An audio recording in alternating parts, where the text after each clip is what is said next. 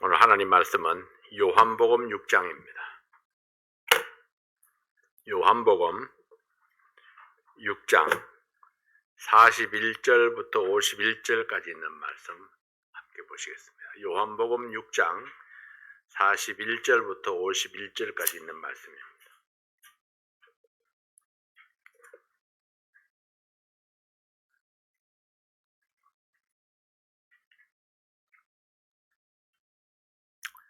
요한복음 6장 41절입니다. 자기가 하늘로서 내려온 떡이라 하심으로 유대인들이 예수께 대하여 수군거려 가로되 이는 요셉의 아들 예수가 아니냐? 그 부모를 우리가 아는데 제가 지금 어찌하여 하늘로서 내려왔다 하느냐? 예수께서 대답하여 가라사대 너희는 서로 수군거리지 말라. 나를 보내신 아버지께서 이끌지 아니하면 아무라도 내게 올 수 없으니 오는 그를 내가 마지막 날에 다시 살리리요. 선지자의 글에 저희가 다 하나님의 가르치심을 받으리라 기록되었은즉 아버지께 듣고 배운 사람마다 내게로 오느니라. 이는 아버지를 본 자가 있다는 것이 아니라 오직 하나님에게서 온 자만 아버지를 보았느니라.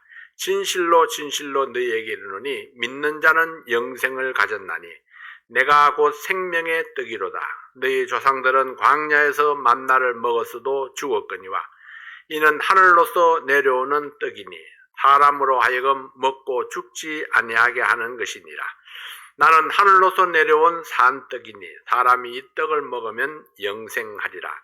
나의 줄 떡은 곧 세상의 생명을 위한 내 살이로라 하시니라. 아멘.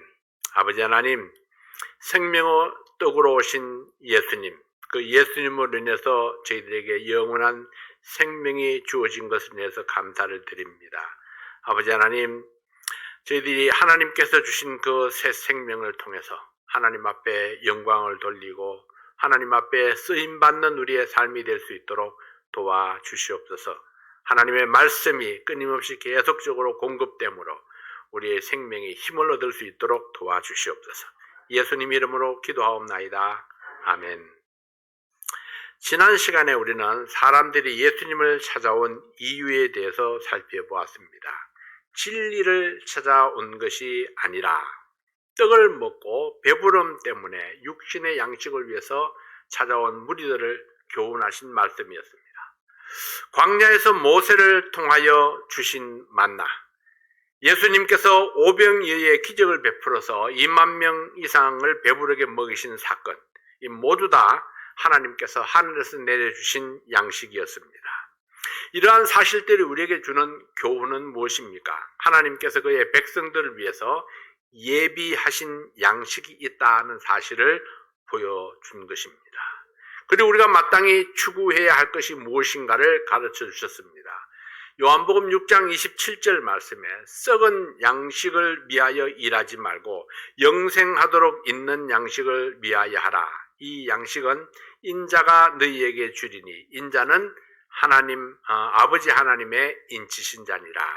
이 땅에서 썩어 없어질 양식을 위해서 일하지 말고 영생하도록 있는 양식을 위해서 일하라. 영생하도록 있는 양식이 무엇입니까? 이 양식은 어떻게 얻을 수 있습니까? 이 양식은 인자가 주실 것인데 인자는 하나님이 인치신 자라 말씀하셨습니다. 그렇다면 인자, 곧 하나님께서 인치신 자는 또 누구입니까? 또 생명의 떡은 무엇입니까? 오늘 우리는 이 성경 말씀 속에서 이 모든 질문에 해답을 찾을 수 있기를 원합니다. 첫 번째로 영원한 양식은 무엇입니까? 예수님은 자신이 곧 하늘에서 내려온 생명의 떡이라고 증거했습니다. 요한복음 6장 33절로 돌아가 봅니다. 요한복음 6장 33절부터 35절까지 있는 말씀에 보면은 하나님의 떡은 하늘에서 내려 세상에게 생명을 주는 것이니라. 저희가 가로되 주여 이 떡을 항상 우리에게 주소서. 예수께서 가라사대 내가 곧 생명의 떡이요 내게 오는 자는 결코 줄이지 아니할 터이요 나를 믿는 자는 영원히 목마르지 아니하리라 했습니다.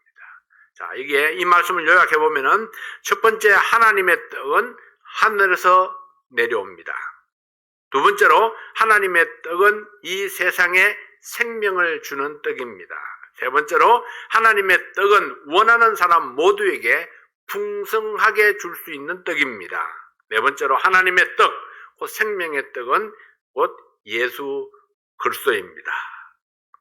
그러면은 예수 그리스도는 하늘로서 내려오셨고 예수 그리스도는 생명을 주는 분이시고 예수 그리스도는 풍성하게 주시되 풍성하게 주시는 분이시고 그러므로 예수님께 오는 자는 결코 굶주리지 아니하고 목마르지 아니할 것이라고 말씀을 했습니다. 모든 사람이 배부르게 먹고 흡족하게 마시고 부족함이 없을 것이기 때문입니다. 그래서 물고기 2마리와 보리떡 5개로 5,000명을 먹이고 5,000명보다 더 많은 2만 명 가량을 먹이고도 12광주리에 남게 거두었다. 한 광주리도 안 되는 거였는데 그렇게 수많은 사람을 먹이고도 12광주리를 거두었다 하는 것은 그 예수님의 손을 거치면은 얼마나 넘치도록 풍성하게 되는가 하는 사실을 보여주고 있는 것입니다. 근데 예수님을 따라하던 사람들이 수군거리기 시작했습니다. 이들은 오병이어의 기적을 보고 더 이상 양식 걱정은 하지 않아도 되겠다 하는 기대감에서 예수님을 찾아왔습니다. 그러나 예수님의 말씀은 자신이 곧 하늘에서 내려온 생명의 떡이라고 하는데 믿을 수가 없었습니다. 그 이유는 42절에 나타나 있습니다. 6장 42절 말씀에 보면은 가로되 이는 요셉의 아들 예수가 아니냐? 그 부모를 우리가 아는데 제가 지금 어찌하여 하늘로서 내려왔다 하느냐?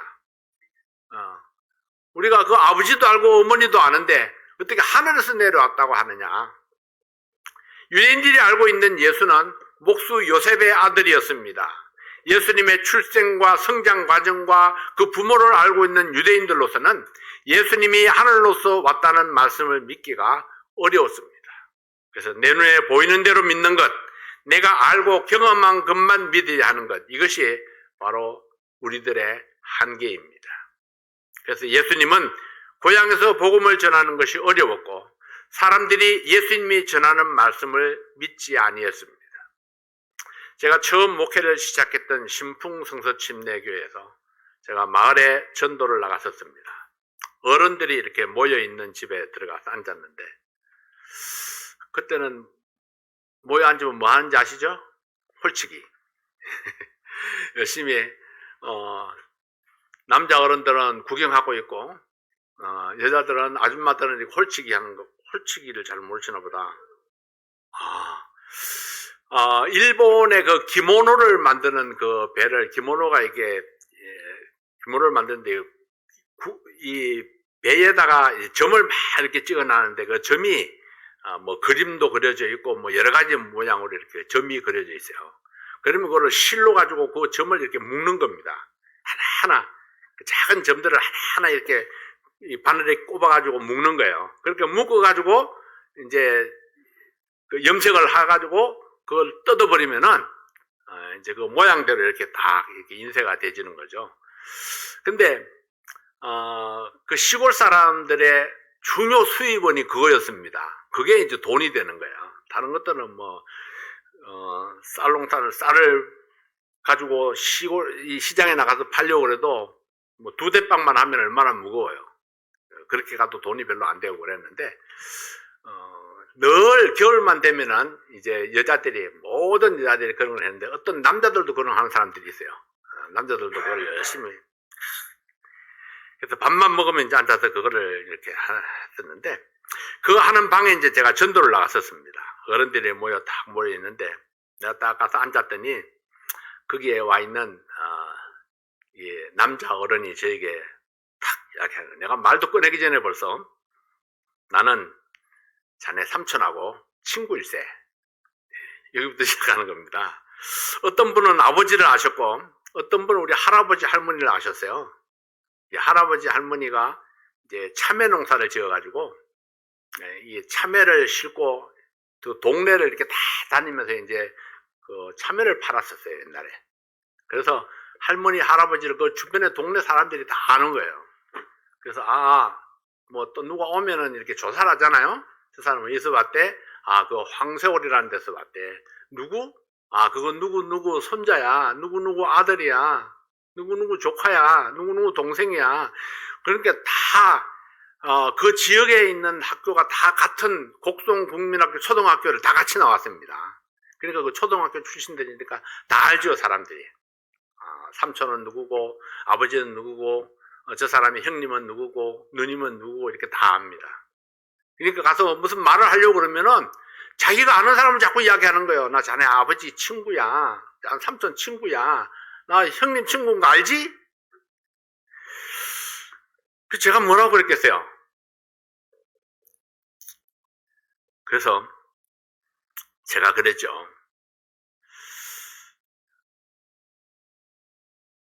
그냥 물러날 수는 없잖아요. 그래서 내가 마주 앉아서 말씀을 드리기 시작했죠. 삼촌 친구도 아버지 친구도 예수 안 믿으면은 지옥 갑니다. 눈을 똑바로 보고 이렇게 이야기를 했더니 그 친구라는 이야기는 것만 쑥 들어가 버렸어요. 다음부터는 다시는 친구라는 이야기는 안 해요. 시골 사람들이 좀 순진하잖아요. 그래서 지옥 간다는 말이 조금 뜨끔했던 것 같아요. 그래서 그렇게 한번 하고 나니까 내가 이제 내 할 말을 할 수 있게 됐습니다. 내가 하고 싶은 이야기를 이제 할 수 있게 됐죠. 그 사람은 그냥 친구라고 그러면은, 삼촌 친구, 아버지 친구라고 그러면은 더 이상 말을 안 하겠지, 이렇게 생각을 했는데, 근데 이제 제가 거기서 시작해서 이야기를 막 이렇게 해나가기 시작을 했죠. 고향에서, 이 전도하는 것이 굉장히 좀 어렵습니다.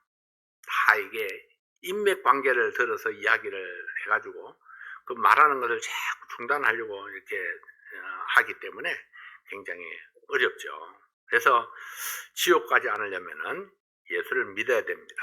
다른 방법은 없죠. 네.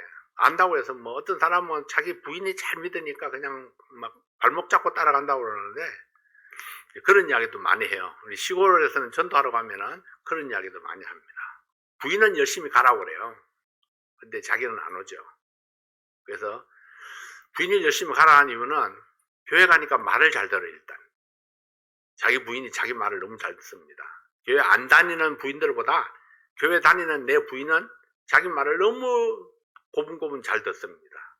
그러니까 교회 가라고 막 이렇게 권하죠. 단지 그겁니다. 권하는 이유가 내 말을 잘 듣는 순종적인 부인, 성실한 부인. 그래서 열심히 교회 나가라고 지원을 하는데 자기는 나오기가 싫은 거죠. 그래서 그런 사람들 어쩌면 이제 전도하는 말을 듣기가 싫어가지고 이제 선수를 치게 되는데, 역시 어쨌든 간에 고향에서는 전도가 굉장히 어렵습니다. 한 번은 내가 이제 수요일날 예배를 딱 준비하고 있는데 이 방위병 근무 쓰고 오다가 어떤 사람이 술을 한 잔 탁 먹고 예배당에 그냥 이렇게 탁 누워가지고 깽깡을 부리고 있는 거예요. 그래서 그 옛날에는 시골은 특히나 이게 선후배 관계가 굉장히 선명했잖아요. 근데 그 사람이 생각에는 아이고 설마 하니 전도사가 돼가지고 나를 어찌 하려고 이렇게 생각했던 것 같아요. 옛날에는 몇 년 후배였으니까 옛날에는 이게 눈도 잘 이렇게 마주치지 못했던 그런 사람인데 그래서 탁 누워있는 기에다 대고 그러더라. 야, 전도사도 무섭다. 전도사도 때릴 수 있어. 화나면 무서워. 그때 뻘떡 일어나서 가버리더라고요. 내가 조금 목회하기 전에 조금 못됐었거든요. 원래 이렇게 눈이 조금 작은 사람이 좀 무섭게 보이잖아요.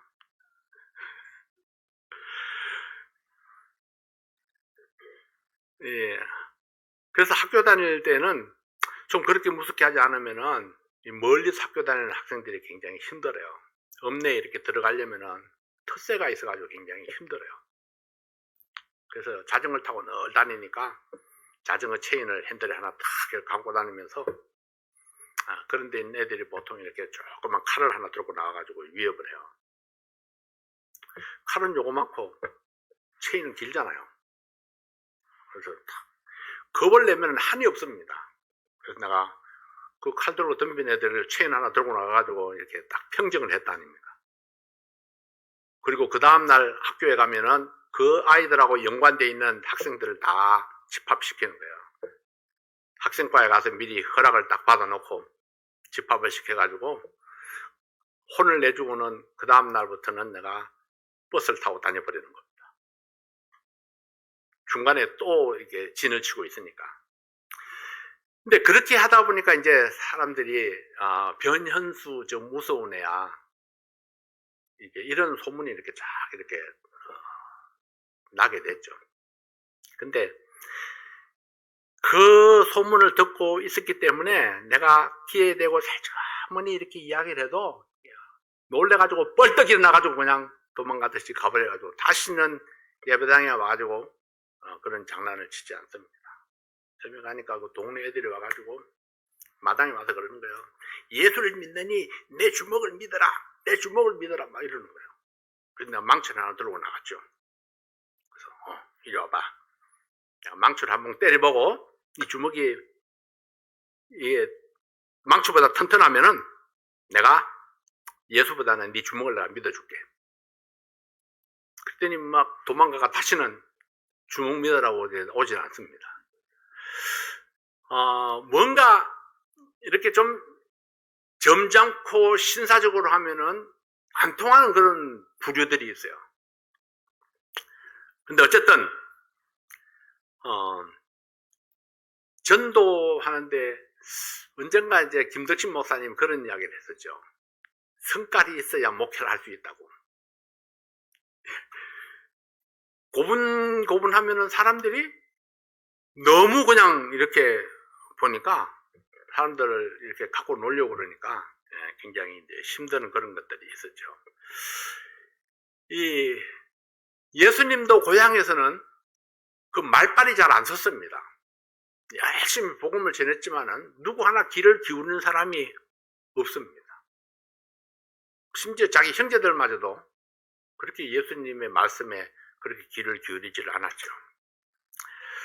예수님의 부모 형제를 아는 사람들은 예수님의 말씀을 진리로 받기가 어려웠습니다. 내가 아는데 저 아버지가 누구고 그 어머니가 누군지를 내가 아는데 어떻게 하늘로서 왔다고 그러는 거야. 이 거짓말 해도 뻥을 쳐도 너무 한다고 생각하는 거죠. 내가 아는 그분, 내 눈에 보여지는 그분에 대한 선입견이 내 생각을 사로잡고 있으면은 진리를 볼 수가 없습니다. 그렇기 때문에 우리가 오해하는 경우가 많습니다. 그러나 때로는 눈에 보이지 아니하는 진실이 존재한다는 사실을 알아야 됩니다. 그렇다면 보이지 아니하는 진실을 우리가 어떻게 알 수 있습니까? 보이지 아니하는 진실. 사람들을 무서운 거는 맞아보면 안다고 그래요. 근데 예수님은 그런 게 아니잖아요. 나같이 깡패 같은 사람도 아니고. 예수님의 응답을 한번 보십시오. 요한복음 6장 44절부터 48절에 있는 말씀에 보면은 나를 보내신 아버지께서 이끌지 아니하면 아무라도 내게 올 수 없으니 오는 그를 내가 마지막 날에 다시 살리리라. 선지자의 글에 저희가 다 하나님의 가르치심을 받으리라 기록되었은즉 아버지께 듣고 배운 사람마다 내게로 오느니라. 이는 아버지를 본 자가 있다는 것이 아니라 오직 하나님에게서 온 자만 아버지를 보았느니라. 진실로 진실로 너희에게 이르노니 믿는 자는 영생을 가졌나니 내가 곧 생명의 떡이로다. 자, 예수님께서는 그렇게 자기를 믿지 않는 것에 대해서 뭐 그렇게 스트레스 받지 않습니다. 아버지께서 보내시는 자는 믿을 것이고 아버지께서 보낸 자가 아니라면은 뭐 안 믿을 테니까. 나를 보내신 아버지께서 이끌지 아니하면 아무라도 내게 올 수가 없다. 그러나 아버지께 듣고 배워서 내게로 오는 자는 그런 사람은 내가 마지막 날에 반드시 다시 살리리라. 아버지께 듣고 배우는 것이 무슨 뜻입니까? 하나님의 말씀을 듣고 배운 자, 하나님의 말씀을 듣고 그 말씀을 따라서 예수님께로 오는 자들, 이들은 하나님의 말씀을 믿음으로 받는 자들입니다. 그래서 우리의 믿음도 바로 하나님의 은혜가 있어야 된다는 것입니다. 하나님이 이끄셔야 된다는 거죠. 우리가 믿음으로 예수님을 받아들이는 것은 우리의 의지가 작동하지만은, 그러나 그 의지를 일으키게 하시는 분이 하나님이라는 것입니다. 하나님이 이끌어서 내 마음을 감동하시고 내 마음을 하나님 말씀을 믿을 수 있도록 역사하시는 분이 하나님이십니다. 여전히 믿지 못하는 무리들에게 역사적 사건을 소개하면서 설명합니다. 모세를 통해서 하나님께서 만나를 먹었던, 하나님께서 주신 그 만나를 먹었던 조상들의 이야기는 모르는 사람이 없었습니다. 그러나 광야에서 만나를 먹었던 조상들이 지금은 다 죽었습니다. 며칠 전에 오병이어의 기적을 맛본 사람들도 언젠가는 다 죽을 것입니다. 육신을 위해서 먹는 양식은 영원하지 아니합니다. 그러나 하늘에서 내려온 산떡이신 예수 그리스도를 먹는 자는 영원히 살리라. 내가 바로 하늘에서 내려온 생명의 떡이다. 나는 너희들에게 영원히 살 수 있는 생명을 주기 위해서 하늘로부터 내려온 떡이다. 51절에 사람이 이 떡을 먹으면 영생하리라 했습니다. 여기서 사람은 어떤 특정한 사람을 지목하지 아니하고 어떤 사람이든지 누구든지 이 떡을 먹으면 영생할 것이라는 말씀입니다. 예수님이 영생을 위해서 주신 떡은 곧 예수님의 살이라고 말씀을 했습니다. 예수님의 살을 먹는다는 것은 곧 예수님 자신을 믿음으로 내 안에 영접하는 것입니다. 이것 또한 충분히 논쟁거리가 될 만한 사실입니다. 당시에 사회적으로나 종교적으로나 유대인들에게는 도저히 납득할 수 없는 내용입니다. 내게 말씀하고 계시는 이분이 하나님이 보내신 분이라는 사실을 믿음으로 받지 아니하면 누구라도 납득할 수가 없습니다. 예수님은 믿지 못하는 그들을 이해했습니다. 예수님은 자신을 믿지 못하는 그들을 오히려 이해했습니다. 하나님께서 이끌지 아니하면 누구라도 예수님께 올 수 없다고 말씀을 했습니다. 너희들이 나를 믿지 못하는 것은 하나님이 너희들을 내게로 이끌지 아니했기 때문이다. 이런 이야기죠. 결정은 내가 하지만은, 선택은 나의 책임이지만은, 하나님께서 나의 결정을 도우시고 나의 선택을 도우실 때에 그때에 우리의 믿음이 가능하다는 것입니다. 그러므로 내가 믿음으로 영원한 구세주를 영접했다는 것은 거기에 하나님의 은혜가 있었고 성령의 감동하심이 있었기 때문입니다. 그래서 우리가 구원받은 것이 하나님의 은혜입니다. 나의 믿음을 부어달라고 기도해야 합니다. 영원한 양식을 위해서 믿음으로 선택하고 결정할 수 있도록 그렇게 우리가 기도해야 하는 것입니다. 자, 여러분, 우리가 헌신할 때도 역시 마찬가지입니다. 내가 어떤 헌신을 결심할 때에도 내가 믿음이 세워지지 않아서 헌신이 잘 결정되지 않을 때에, 뭘 해야 될지 잘 알지 못할 때에, 그때 우리가 믿음을 달라고 기도해야 됩니다. 하나님께서 나에게 믿음을 주셔서 결단할 수 있도록, 그리고 선택할 수 있도록, 나를 드릴 수 있도록 그렇게 기도해야 되는 거죠. 두 번째로는 어떻게 먹을 수 있는가 하는 겁니다. 요한복음 6장 52절에 보면은 이러므로 유대인들이 서로 다투어 가로되 이 사람이 어찌 능히 제 살을 우리에게 주어 먹게 하겠느냐. 유대인들 사이에 서로 다툼이 일어났습니다. 이것은 서로 의견이 분분했다는 것입니다. 저 말이 사실인가? 아니, 이 사람이 어찌 제 살을 우리에게 주어서 먹게 하겠느냐? 뭔가 진리가 있을 것이라고 생각하는 사람들, 더 들어볼 가치도 없는 허무맹랑한 말이라고 일축하는 사람들, 또 살을 먹고 피를 마시는 것은 죄악일 뿐만 아니라 야만적이라고 생각하는 사람들, 이 각가지 의견들이 서로 대립을 했습니다. 이 모든 논쟁은 믿음으로 받지 못하고 눈에 보이는 대로 자기의 지식을 따라 판단했기 때문에 일어나는 것입니다. 피를 마시고 살을 먹는다는 것을 액면 그대로 받을 때에 이것은 율법에 저촉될 뿐만 아니라 이방인들이 제사를 위해서 행하는 야만적인 행동이었기 때문입니다. 하나님의 말씀이 해석이 어려운 이유가 바로 여기에 있습니다. 말씀을 해석하기 이전에 우리가 먼저 살펴보아야 하는 것은 하나님 말씀의 전후 문맥을 살펴보아야 됩니다. 예수님께서 이런 말씀을 하신 의도가 무엇인가, 그걸 우리가 파악할 수 있어야 됩니다. 예수님께서는 어떤 상황에서 이 말씀을 하셨는가? 예수님께서 이 말씀을 하신 목적은 무엇인가? 사람들은 왜 분노했는가? 사람들은 왜 이 말씀을 받기가 어려웠는가? 그 시대의 사람들에게 가장 절실했던 것은 무엇인가? 이런 질문들을 고려해 볼 때에 예수님의 말씀을 이해하기가 훨씬 더 쉬워질 것입니다. 그 당시 유대인들은 율법 아래 있는 자들이었습니다. 율법이 말하기를 피는 곧 생명이라 하셨으니 피를 마시는 것은 곧 살인의 죄를 범하는 것입니다. 이방인들의 제사에 사람을 제물로 바치기도 하고 생피를 마시기도 했기 때문에 이방인의 풍습을 쫓아가는 것으로 오해할 수도 있었을 것입니다. 당시 유대인들은 먹고 사는 문제가 당면한 과제였습니다. 당시 유대는 로마의 지배하에 있었기 때문에 로마로부터 자주 독립을 하는 것이 유대인들의 염원이었습니다. 그래서 그들은 로마와 맞서서 싸울 수 있는 강력한 군주를 기다리고 있었습니다.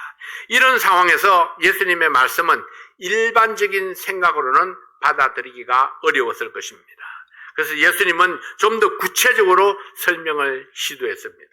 먼저 결론부터 말씀하십니다. 6장 53절 54절을 보면은 예수께서 이르시되 내가 진실로 진실로 너희에게 이르노니 인자의 살을 먹지 아니하고 인자의 피를 마시지 아니하면 너희 속에 생명이 없느니라. 내 살을 먹고 내 피를 마시는 자는 영생을 가졌고 마지막 날에 내가 그를 다시 살리리니. 하나님의 생명으로 영생을 얻기 원한다면은 인자의 살을 먹고 인자의 피를 마셔야 한다. 이것이 예수님의 결론입니다. 그러면은 어떻게 인자의 살을 먹고 인자의 피를 마실 수 있는가? 이 말씀을 이해하려면은 먼저 예수님이 누구인가를 인식해야 합니다. 예수님은 곧 하나님이십니다. 율법을 주신 하나님께서 율법을 범하라고 이중적인 명령을 하지는 않을 것입니다. 이것이 하나님을 향한 믿음입니다. 생명을 귀히 여기시는 하나님께서 야만인들처럼 살을 찢고 피를 흘려서 그것을 마시라고 하지는 않을 것입니다. 이것이 또한 하나님을 향한 믿음입니다. 이 육체적인 활동으로만 생각하면은 먹는다는 것은 내 속으로 들어오게 한다는 의미가 있습니다.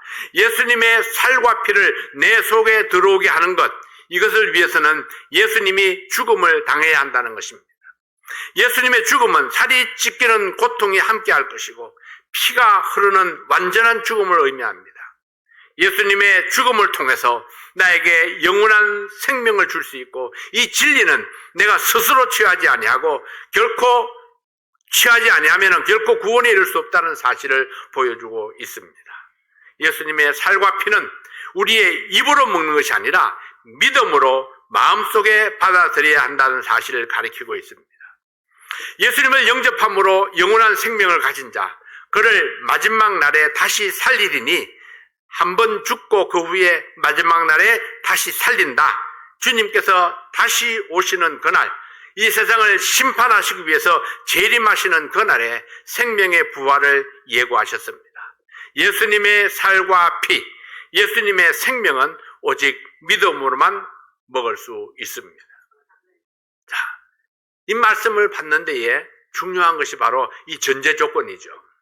예수님은 하나님이시다. 율법을 주신 분이시고 그 율법을 절대적으로 지키시는 분, 이방인의 제사를 싫어하시는 분, 결코 그것을 주장하지 아니하시는 분. 그렇다면 그분이 말씀하시는 살과 피를 먹는다는 것이 어떤 의미일까? 하나님의 말씀이 진리라면, 예수님이 지금 하시는 말씀이 하나님의 말씀이라면, 그것이 하나님의 뜻이라면 이 말씀을 어떻게 받아야 될까를 생각해야 된다는 것입니다. 우리 믿음이 이제 사람에 대해서도 믿음이 좋은 사람은 그렇게 이야기를 하죠. 어떤 사람에 대해서 나쁜 소문이나 나쁜 이야기를, 부정적인 이야기를 하면은 우리는 대뜸 그렇게 이야기를 합니다. 그 사람은 그럴 리가 없습니다. 그 사람은 그런 사람이 아닙니다. 누가 뭐라고 그래도 그 사람은 그런 사람이 아닙니다. 수많은 사람이 그렇게 주장한다 할지라도 아니요, 그 사람은 그런 사람이 아닙니다. 이게 그 사람에 대한 믿음입니다. 우리가 어떤 사람에 대한 믿음을 가질 때에 바로 이렇게 말하는 거죠. 그 사람, 내가 아는 그 사람은 그런 사람이 아닙니다. 예수님께서 말씀하실 때에 살과 피를 먹어야 된다 할 때에 예수님은 그런 분이 아닙니다. 자기의 살을 먹으라고, 자기의 피를 빨아먹으라고 그러는 분이 아닙니다. 이거는 예수님이 말씀하신 그 말씀에는 심오한 영적인 진리가 있습니다. 이렇게 받을 수 있는 것이 바로 믿음이라는 거죠.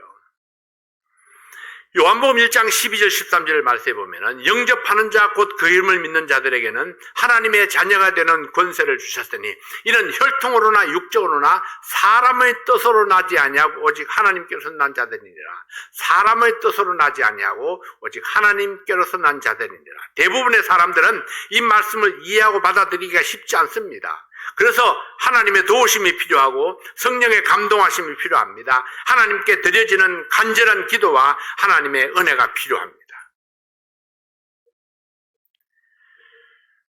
세 번째는 어떻게 지킬 것인가 하는 겁니다. 요한복음 6장 60절 62절에 보면은 제자 중 여럿이 듣고 말하되 이 말씀은 어렵도다. 누가 들을 수 있느냐 한데 사실 어려웠습니다. 그 말씀을 이해하기가 어려웠죠. 예수께서 스스로 제자들이 이 말씀에 대하여 수군거리는 줄 아시고 가라사대 이 일이 너희에게 걸림이 되느냐? 그러면 너희가 인자의 이전 있던 곳으로 올라가는 것을 볼 것 같으면 어찌하려느냐? 인자의 이전 있던 곳이 어디입니까? 하나님께로 올라가는 것을 볼 것 같으면 어찌하겠느냐? 제자들이 예수님의 말씀을 듣고 또다시 수군거렸습니다. 도저히 이해할 수가 없었습니다.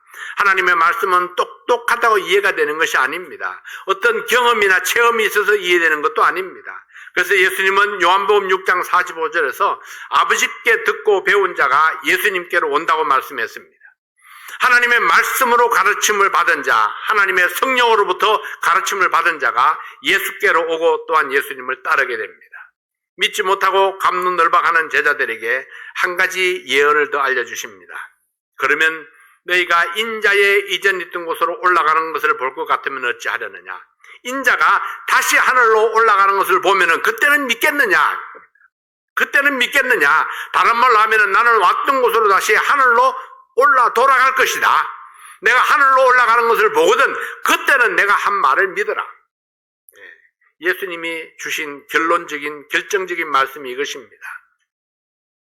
요한복음 6장 63절 말씀에 살리는 것은 영이니 육은 무익하니라. 내가 너희에게 이런 말이 영이요 생명이라.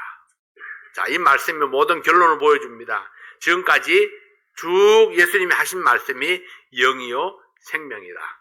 이거는 육신을 가리켜 말하는 것이 아니다 하는 것입니다. 영적인 일과 육신적인 일을 구분하지 못하는 사람들에게 말씀하십니다. 살리는 것은 영이니 육은 무익하니라. 내가 이런 말은 영이요 생명이니라. 네, 이 말씀을 듣고 많은 사람들이 물러가고 다시는 예수님을 따르지 아니했습니다. 그러니까 육신적으로 생각했던 사람들, 예수님의 말씀을 생명의 말씀으로 받지 못한 사람들은 다 예수님을 떠나갔습니다. 믿음으로 받지 못하면은 예수님께 붙어 있을 수가 없습니다. 함께 있다고 해서 다 예수님의 사람은 아닙니다. 오직 믿고 따르는 자, 어떤 일이 있어도 어떤 어려움이 있어도 주님을 믿고 따르는 자가 그 자가 바로 예수님의 사람입니다. 그래서 6장 65절 이렇게 말씀합니다. 또 가라사대 이러함으로 전에 너희에게 말하기를 내 아버지께서 오게 하여 주지 아니하시면 누구든지 내게 올 수 없다 하였노라 하십니다. 네, 하나님이 주신 자만 예수님을 끝까지 따르고 또한 끝까지 따르는 자가 하나님이 주신 자입니다. 많은 사람들이 예수님을 떠나갔습니다. 예수님이 제자들에게 묻습니다. 너희도 가려느냐? 예수님을 떠나는 자, 그들은 곧 예수님을 버리는 자들입니다. 떠나는 사람은 왜 떠났을까요? 육신적인 생각에 사로잡혀 있기 때문입니다. 그것이 명예이든 그것이 자신의 자존심이든 그것이 자기의 감정이든.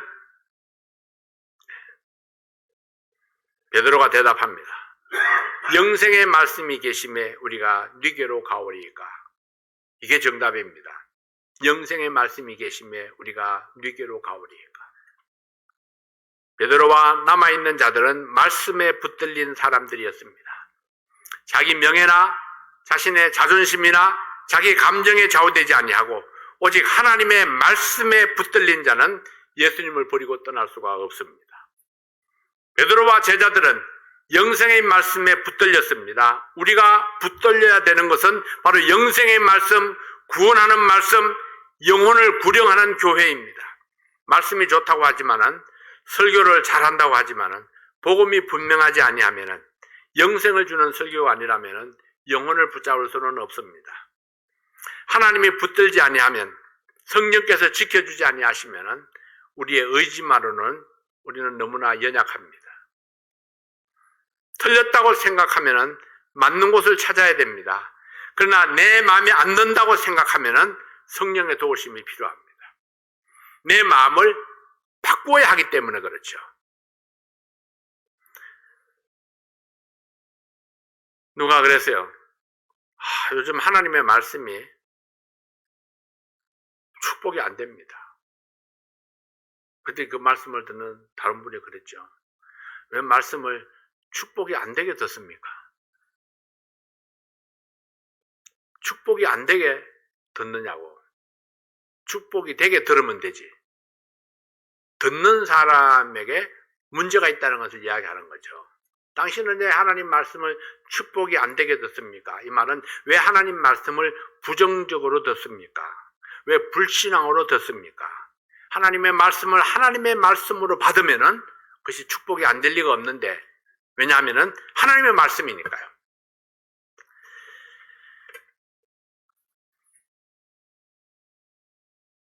주님을 따르는 자들과 주님을 떠나는 자들, 우리는 어느 편에 서야 할까요? 끝까지 자기 자리를 지키는 사람, 여호수아처럼 나와 내 집은 여호와를 섬기겠노라 그렇게 결심을 확고히 하는 그런 성도들이 될 수 있기를 바랍니다. 언제나 동일한 믿음으로, 감정이 아닌 말씀을 붙드는 그런 믿음으로 승리하는 성도들이 되시기를 바랍니다. 기도하겠습니다. 아버지 하나님 감사합니다. 오늘도 주님께서 우리와 함께 하심으로 바로 예수님께서 우리에게 보여주시는 그 말씀, 믿음으로 받게 하시고 믿음으로 이해하게 하시고 오직 믿음으로 주님을 끝까지 따르는 그런 저희들 될 수 있도록 도와주시옵소서. 아버지 하나님, 우리의 삶이 하나님의 말씀의 가르침을 따라서 그 말씀에서 근거를 얻고 결단하고 그 말씀을 끝까지 순종하고 따라가는 그런 저희들 되게 도와주시옵소서. 사탄은 끊임없이 우리에게 의심을 불러일으키고 흔들리게 합니다. 아버지 하나님, 그러나 우리가 성령을 의지하고 하나님 앞에 기도함으로 하나님께서 우리의 믿음을 도우시고 우리가 더욱더 견고하게 되어서 우리 하나님을 영화롭게 하고 하나님의 뜻을 이 땅에 이루는 그 일에 쓰임받는 저희들 되게 도와주시옵소서. 아버지 하나님, 오늘도 사랑하는 성도들의 건강을 축복해 주시고 하시는 생업을 축복해 주시옵소서. 예수님 이름으로 기도하옵나이다. 아멘.